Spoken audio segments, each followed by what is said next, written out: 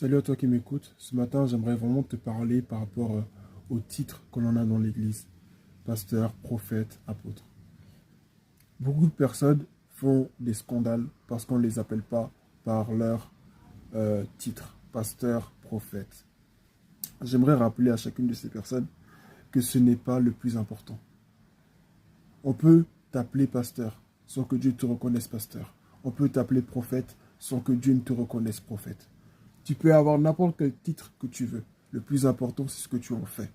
Est-ce que, en tant que pasteur, tu poses des actes de pasteur? Est-ce qu'en tant que prophète, tu poses des actes de prophète? Est-ce qu'en tant qu'évangéliste, en tant que chantre, en tant qu'ancien, tu poses les actes que Dieu veut que tu poses? Beaucoup de personnes sont prêtes à faire des scandales pour ça. Non, mais on ne m'a pas appelé serviteur de Dieu. Si tu ne m'appelles pas serviteur de Dieu, tu seras maudit. Ou sinon, si tu ne m'appelles pas prophète, on en fait tout un problème. Jésus, on l'appelait Rabbi. Il n'a jamais fait de scandale parce qu'on l'appelait Jésus. Il n'a jamais fait de scandale parce qu'on ne l'a pas appelé Rabbi. Certains l'appelaient fils, certains l'appelaient Satan, Belzébuth. Jésus n'a pas fait de scandale pour ça. Dieu lui-même dans la prière, Jésus qui nous montre la prière, il parle de qui? Il dit notre Père qui est aux cieux. Quand il parle dans Matthieu chapitre 6, il nous parle de la prière du Notre Père.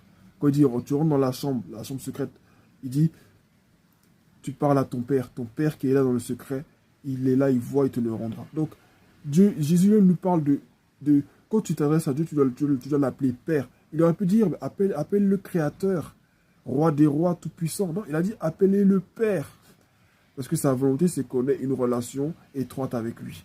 Pourquoi est-ce que c'est nous, les êtres humains, qui allons faire des scandales inutiles, là où Dieu lui-même ne fait pas de scandale? Ça montre qu'au fond, il y a de l'orgueil. Ça montre qu'au fond, il y a de l'orgueil. Et je voudrais vraiment inviter chaque serviteur de Dieu, chaque homme de Dieu à vraiment voir cela. C'est vrai, on peut te reconnaître pour ton titre. Et il faut qu'on te traite en fonction du titre aussi que tu as. Donc faire attention parce que dans tout ça, des fois aussi, il y a un danger.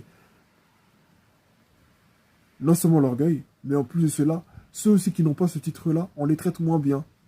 Et des fois, il y a des traitements de faveur. On n'ose pas te faire de reproches. On commence à t'idolâtrer.